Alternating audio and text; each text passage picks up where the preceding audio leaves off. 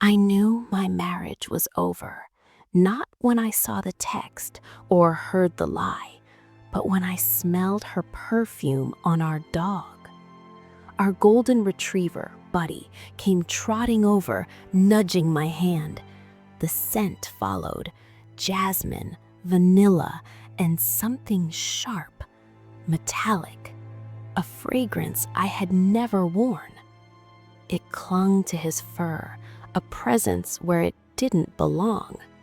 My husband, Mark, had been working late for the third time this week. He'd kissed me that morning, said he loved me, packed the lunch I made him. And now our loyal dog, who slept on his side of the bed, carried proof of another woman's touch. I didn't confront him. Confrontation gives you tears, denials, better lies. Instead, I became quiet in my own home. I started watching. And what I found wasn't an affair. It was something colder, deliberate, so carefully constructed it made an affair look impulsive. It was a plan for my disappearance.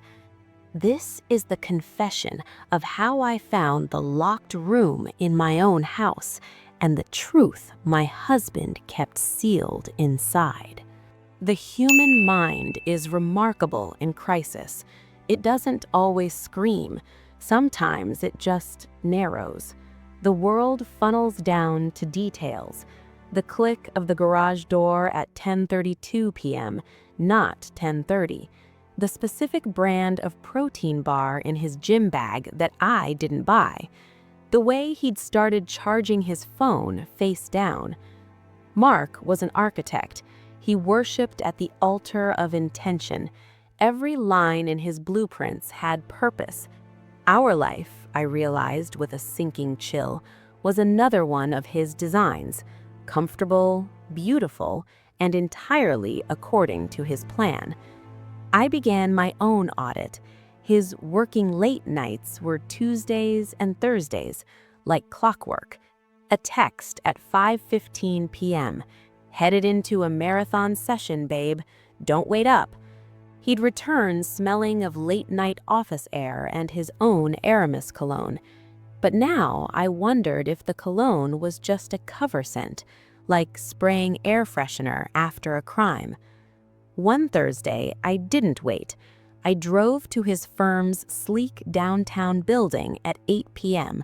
His assigned parking spot, number 142, was empty, a void of polished concrete under the harsh parking lot lights. I craned my neck, counting floors to the 6th. His corner office window was a dark square. I called his direct line. It rang into a void.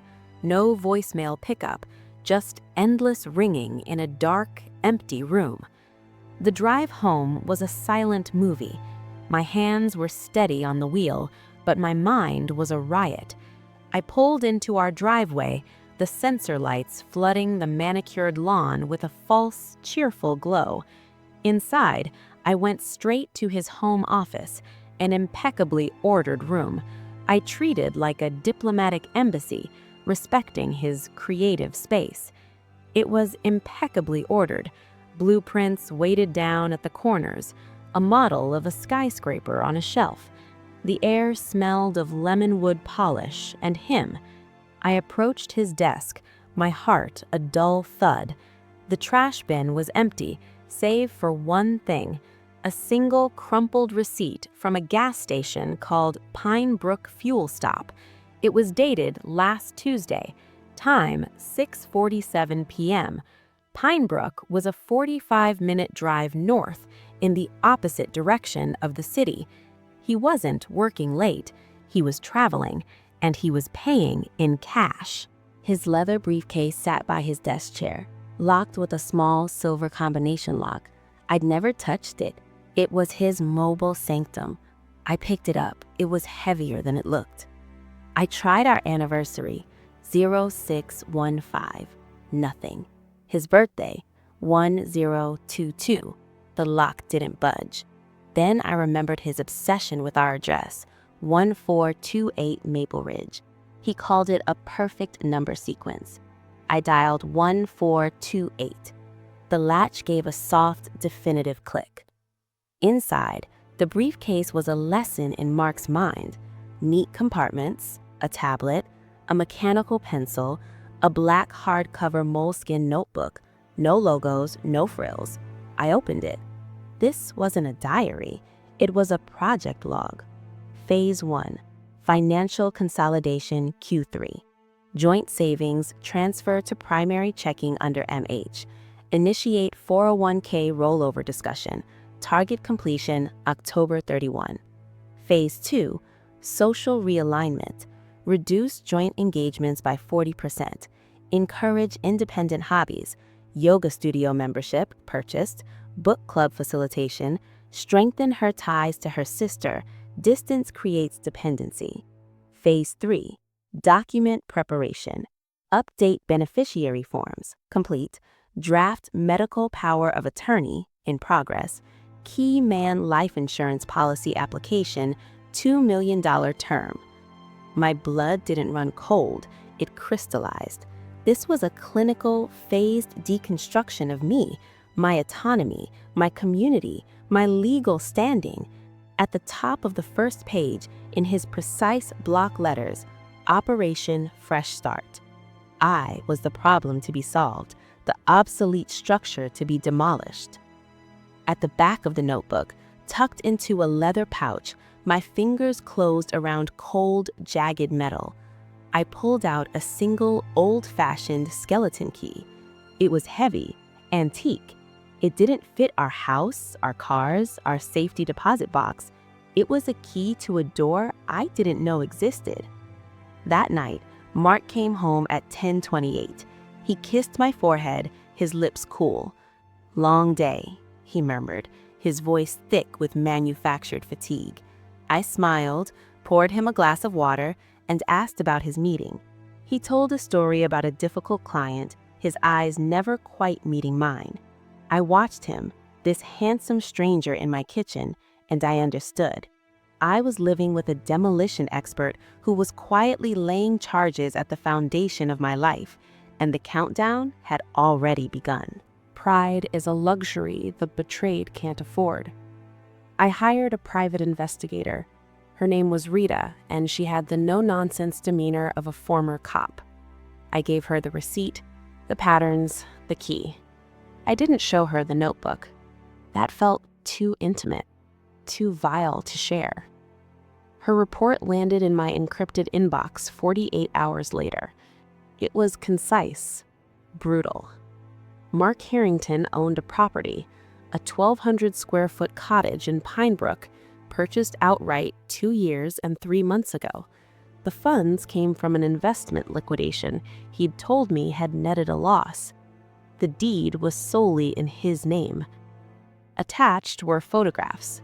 The cottage was quaint, painted a soft gray with white trim, curtains in the windows, a well-tended pot of geraniums by the door, a silver Honda Civic in the driveway, a car I'd never seen, and then a photo that stopped my breath. A woman with dark shoulder-length hair, caught in a grainy telephoto lens, carrying groceries from the car. She was smiling at the house. She looked at home. She looked like she belonged there in a way I suddenly felt I didn't belong in my own. Her name, according to utility records, was Chloe Evans. The next Tuesday, I followed him. I wore a baseball cap and oversized sunglasses, driving a rented Toyota. I felt like a cliché, a character in a bad movie. He left his office at 5:07 p.m., took the northbound highway exit. My hands were slick on the wheel. 43 minutes later, he signaled and turned onto a wooded lane. I drove past, my eyes catching the mailbox. 147 Oak Hollow. I circled back, parked a quarter mile away in a trailhead lot, and walked back through the gathering dusk. From behind a thick oak tree, I watched. The porch light was on. The door opened before he even reached it. Chloe stood there, backlit by warm yellow light. She didn't just kiss him hello. She stepped into his arms, burying her face in his chest, her body melting against his in a gesture of profound, routine intimacy. He held her, his hand cradling the back of her head. It was a hug that spoke of quiet evenings, of shared laundry, of a life built in parallel to mine. I drove back to my empty, echoing mansion. The affair theory was a comforting blanket I'd tried to cling to, but it was thin and it was tearing. An affair is a crime of passion, of weakness. What I was witnessing was a project, and a key that didn't fit this house was still burning a hole in my pocket. I waited for a business trip. Mark announced he was flying to Chicago for a 3-day conference. I knew, with a certainty that chilled me, that his suitcase would go to Pinebrook. The moment his car disappeared down the drive, I moved. I wore dark clothes, nitrile gloves, and carried a small backpack with a flashlight, my phone, and that skeleton key. The cottage felt different in the daylight, quiet, almost innocent. The key slid into the front door lock with a smooth, well-oiled turn. I was in. The air smelled of lemon cleaner and fresh coffee. It was clean, tastefully decorated in a cozy, rustic style. There were photos on the mantle, Mark and Chloe on a ski slope, at a beach, grinning.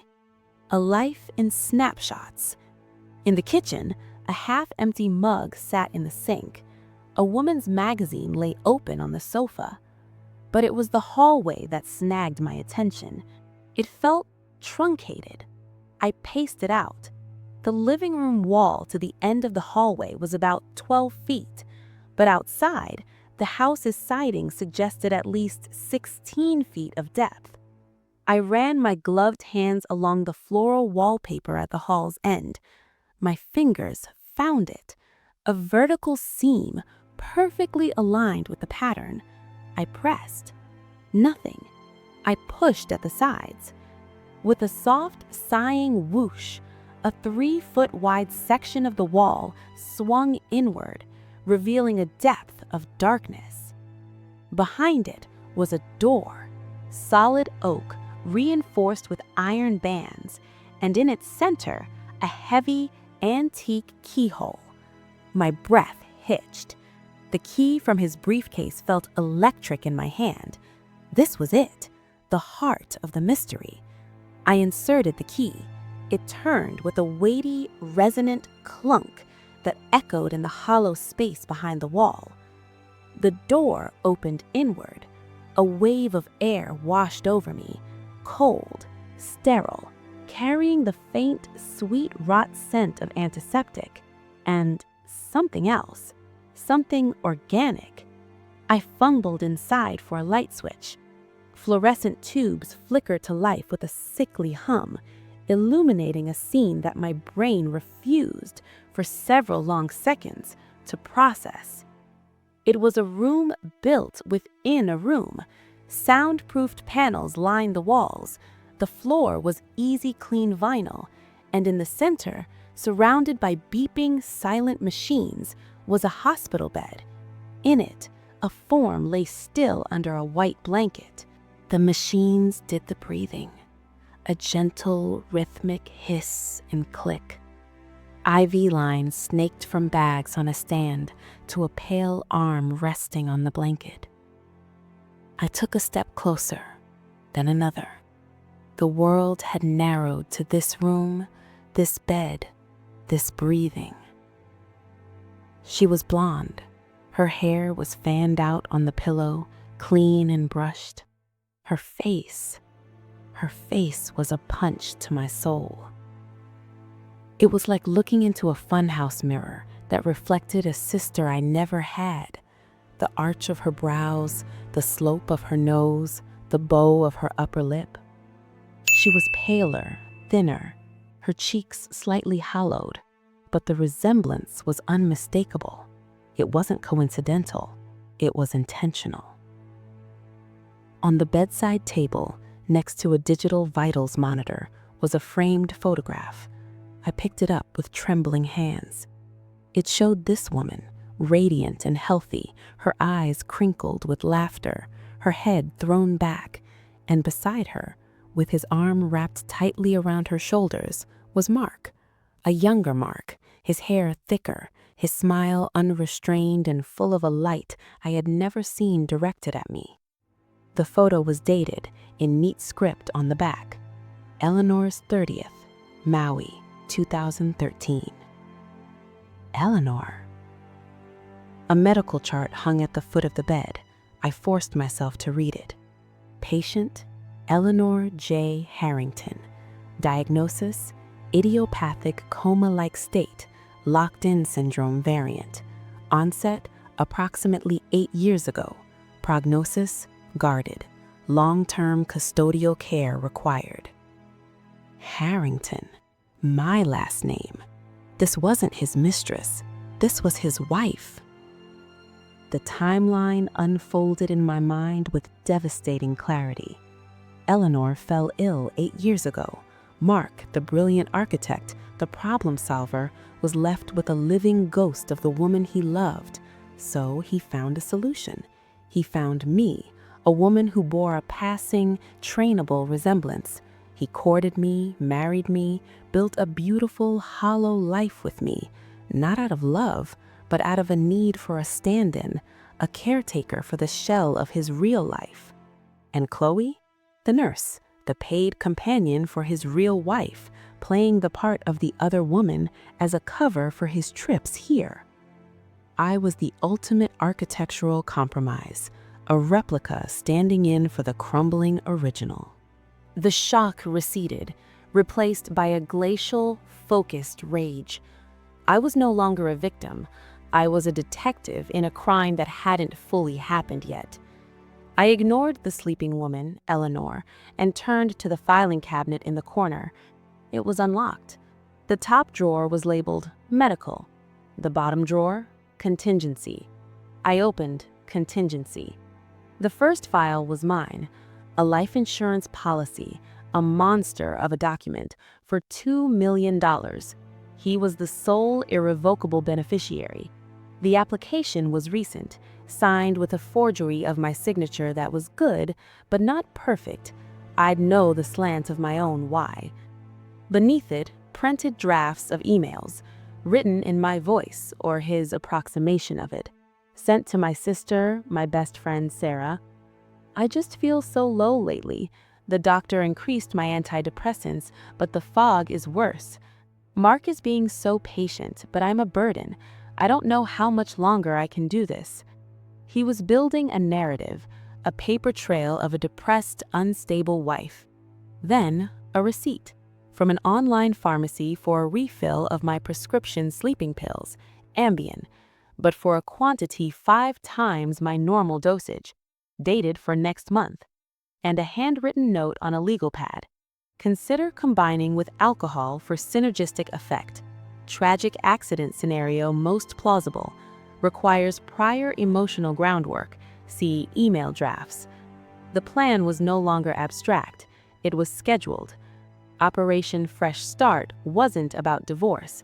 Divorce was messy, expensive, left a living, angry ex-wife. This was cleaner, final. A tragic early death of a troubled woman, a massive insurance payout, enough money to fund Eleanor's care for decades in this private, hidden room, and a grieving, wealthy widower free of his replica wife. He wasn't just erasing me from his life, he was planning to erase me from existence, to fund the life he was truly living, here, with a ghost. I left the cottage exactly as I found it. I was a ghost in that house of horrors. I drove not home, but to a business hotel near the airport, paid in cash. In my anonymous room, I called Rita, the PI. I gave her the address. I told her everything. There was a long silence on the line. "Jesus Christ," she finally breathed. "You need a lawyer, not a divorce lawyer, a shark.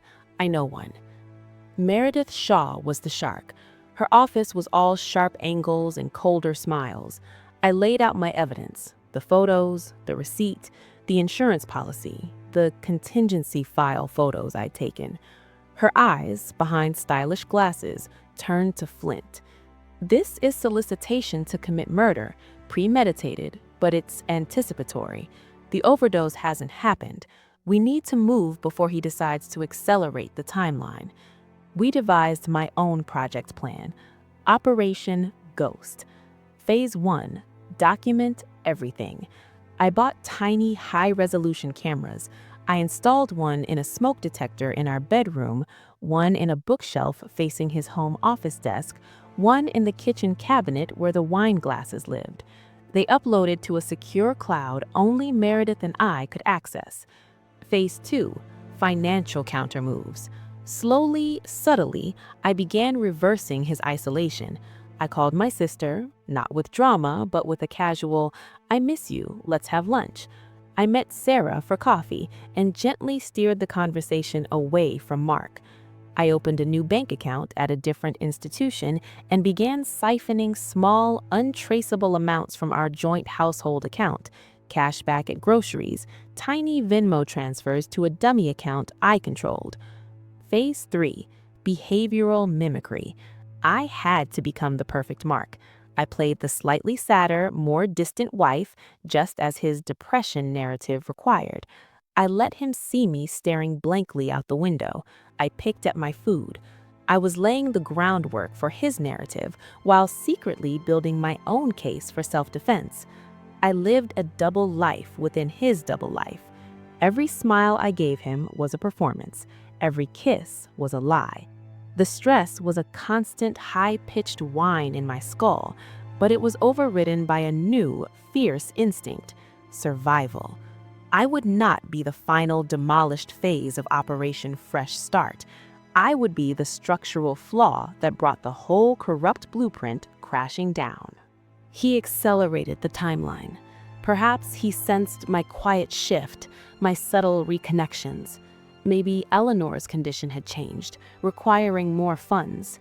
A week after my meeting with Meredith, Mark came home with flowers, tulips, my favorite. His eyes were soft with a concern that made my skin crawl. "You seem so tense, my love," he said, massaging my shoulders. "Let me take care of you tonight. A long, hot bath. I got those new lavender Epsom salts you wanted." I hadn't wanted any salts. I smiled, leaning into his touch, forcing my body not to recoil. "That sounds perfect." While the bath ran, he hummed in the kitchen.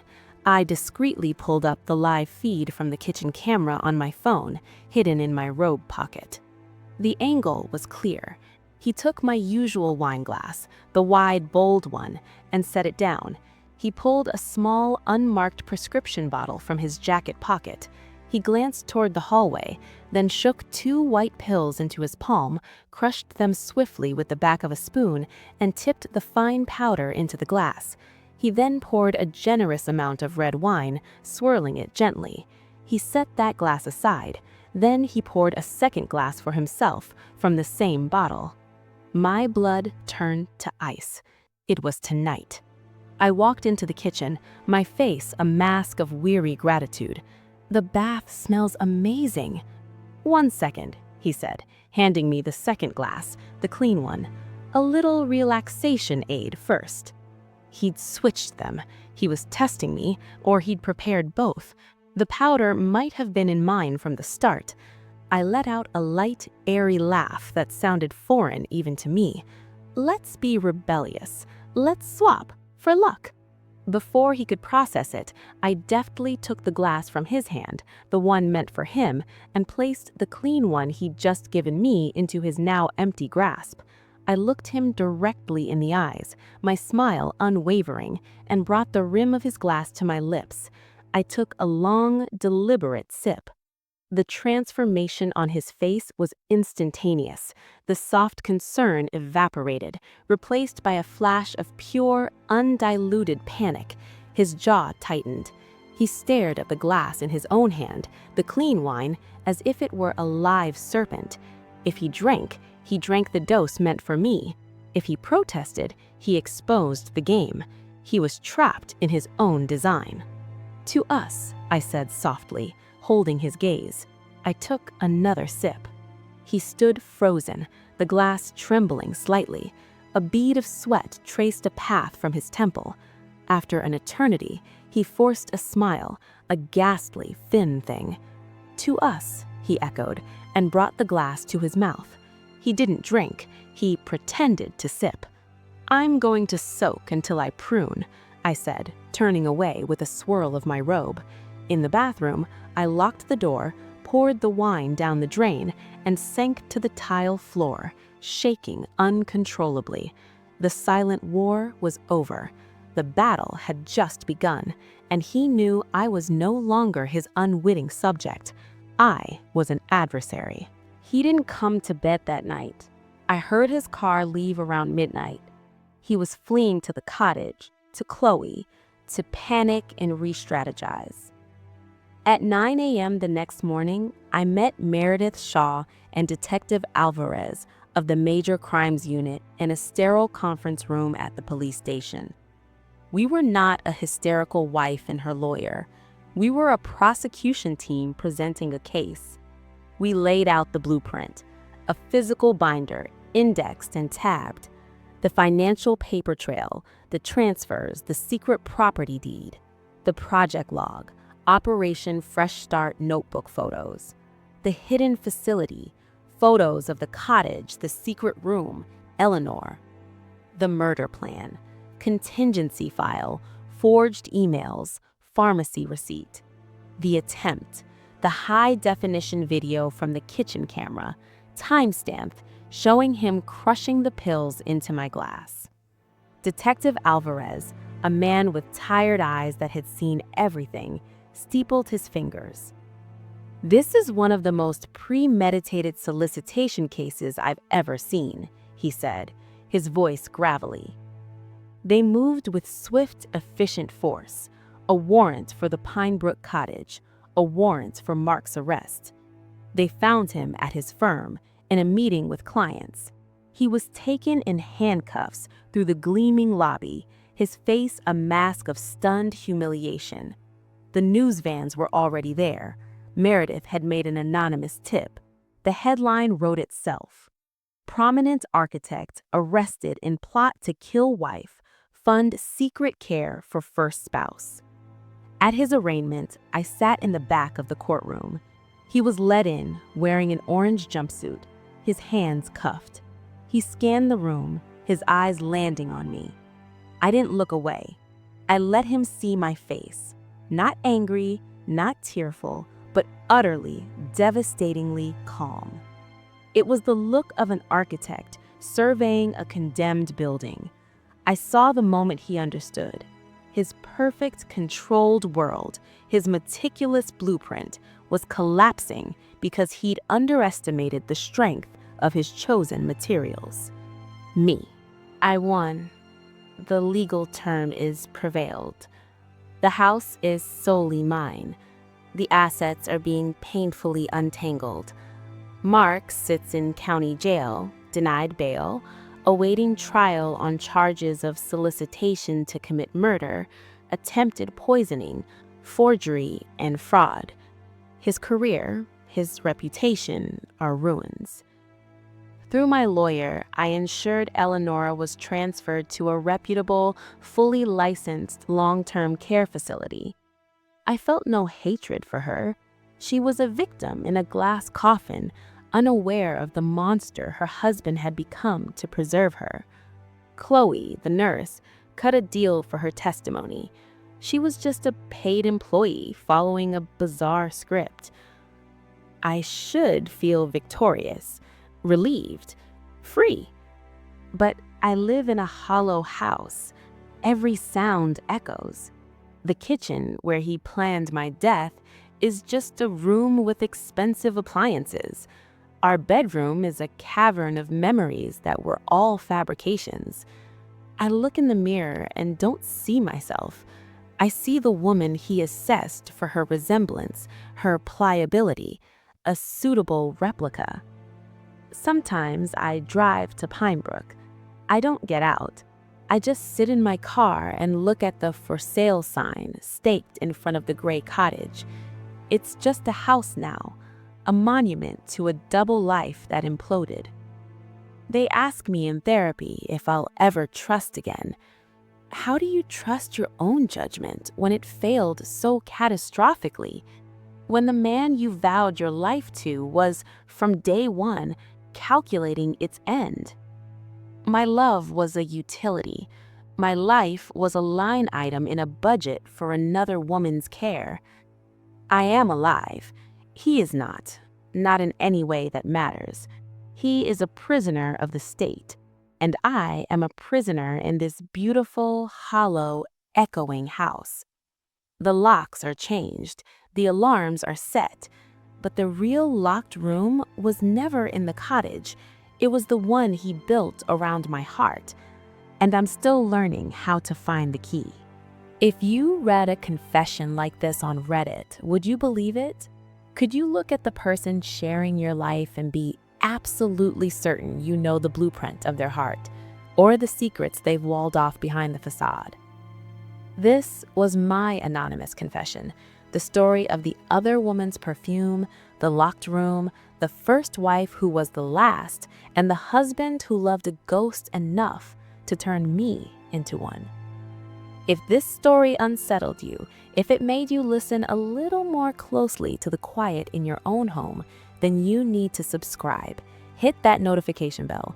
We bring these real inspired anonymous confessions to life every week. The darkest truths, the most shocking betrayals, the secrets meant for the grave. Let us know in the comments, what would you have done the moment you smelled the perfume? Confront or investigate? And at what point would you have gone to the police? And remember, this is an anonymous confession, dramatized and inspired by real experiences shared online, presented by Reddit Sting Stories.